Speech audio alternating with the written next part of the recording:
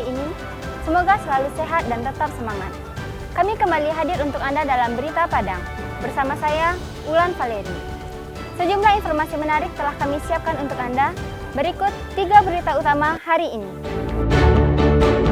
Rumah semi permanen hanyut di bawah banjir bandang di Pasaman. Terekam kamera pengawas, seorang pencuri laptop dalam gudang diringkus polisi. Kalah lagi, Semen Padang dibekuk Bali United 1-3 di kandang dan semakin terpuruk di papan bawah klasemen.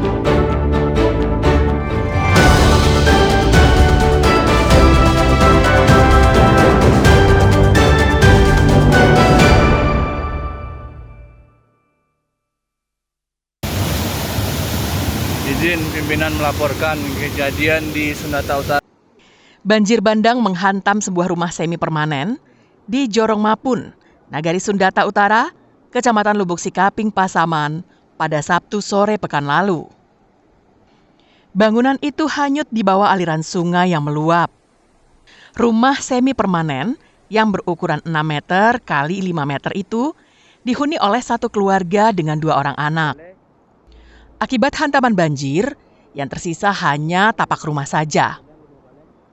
Selain menghanyutkan rumah semi permanen, luapan sungai juga menyebabkan tanah longsor di sisi sungai.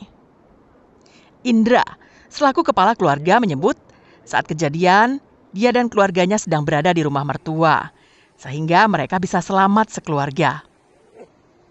Namun demikian, seluruh isi rumahnya, seperti perabotan, padi 6 karung, ayam 20 ekor, lemari dan isinya habis terbawa arus banjir. Kami tempat mertua, kalau nggak pulang mungkin kami hanyut, Pak. Masih banyak, Pak, nggak bisa dibilang padi ada, ayam, padi 6 karung. Ternak ayam itu atau gimana, Pak? Ayam 20 ekor.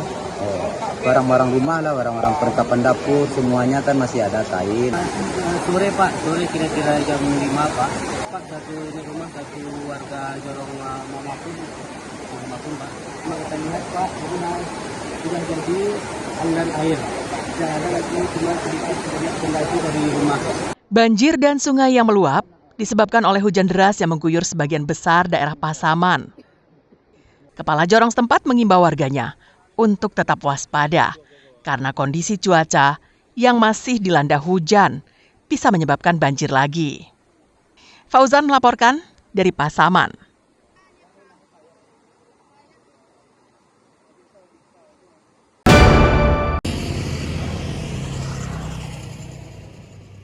Jika daerah lain telah memasuki musim hujan, bahkan ada yang sampai kebanjiran. Namun, tidak demikian halnya dengan Agam. Beberapa nagari di kabupaten ini masih dilanda kemarau panjang. Akibatnya, sungai-sungai dan sumber mata air lainnya mengalami kekeringan.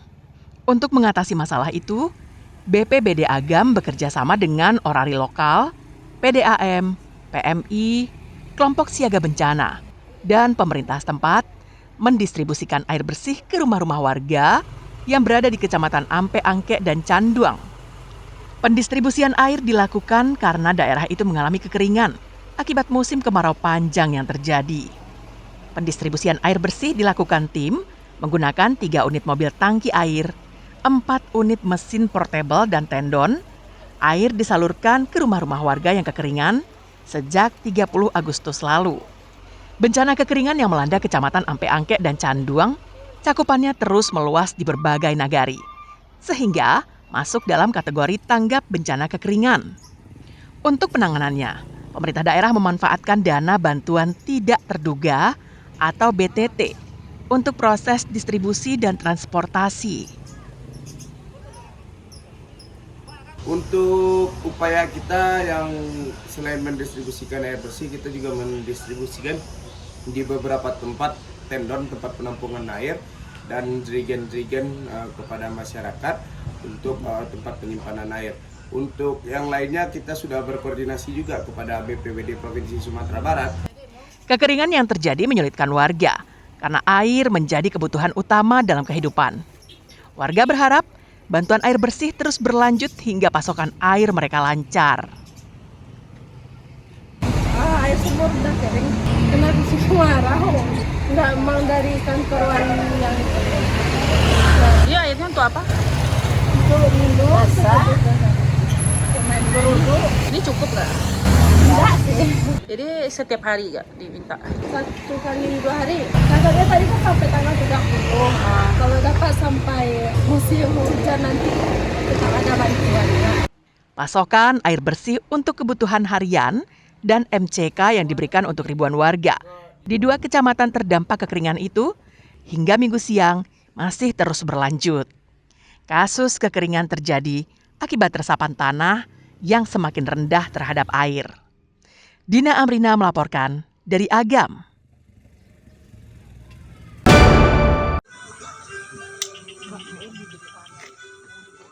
Menurut data statistik, kebutuhan jagung di Sumatera Barat saat ini adalah sekitar 2,5 juta ton per tahun. Namun produksi lokal hanya mampu memenuhi sekitar 40% dari total kebutuhan itu. Sisanya, atau sekitar 1,5 juta ton jagung, dipasok dari luar provinsi. Tingginya kebutuhan ini disebabkan oleh tingginya permintaan pakan ternak, terutama untuk usaha peternakan ayam dan budidaya ikan. Untuk mengurangi ketergantungan pasokan jagung dari luar daerah, polisi di Sumatera Barat memberdayakan anggotanya untuk menanam jagung serta mengajak masyarakat luas memanfaatkan lahan tidur untuk ditanami jagung. Ajakan Kapolda Sumbar itu mulai membuahkan hasil.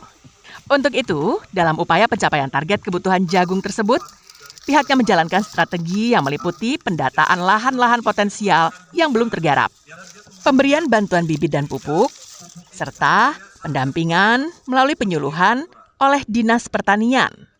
Kapolda Sumatera Barat bersama jajaran Forkopimda Sumbar serta pemerintah Kabupaten Solok pada Sabtu pagi pekan lalu melaksanakan panen raya jagung serentak yang berada di lahan Balai Pengkajian Teknologi Pertanian Sukarami, Kecamatan Gunung Talang. Jadi hari ini Polda Sumatera Barat melaksanakan panen serentak itu seluruh Indonesia. Jadi untuk Sumatera Barat sendiri ada 15 kabupaten kota yang melakukan panen serentak. Dan salah satunya adalah ini yang di Solok. Jadi Solok hari ini kita akan panen kurang lebih jagungnya mencapai 2 ton. Langsung kita nanti antar ke gudang Bulog. Menurut Bupati Solok, panen raya jagung serentak ini menjadi momentum penting dalam mendorong swasembada pangan sekaligus memperkuat ketahanan ekonomi masyarakat. Hari ini kami bersama Kapolda Sumatera Barat ya dalam panen raya jagung kuartal 3 di Kabupaten Solok. Ya, para dinas pertanian kita akan support terus Pak Jenderal. Terima kasih ya Pak Bupati. Ya, baik bibit dan lain-lain. Nah, tentu juga mengajak para kelompok-kelompok kita untuk terus menanam jagung untuk ketahanan pangan ini. Dan kami pemerintah daerah Kabupaten Solok ya dalam 1 hektar ini dapat 8 ton. Bupati Solok mengajak kelompok tani dan penyuluh pertanian lapangan untuk mengoptimalkan lahan yang tersedia agar hasil panen dapat meningkatkan kesejahteraan petani sekaligus memperkuat ketahanan pangan di daerah. Garnadi melaporkan dari Kabupaten Solok.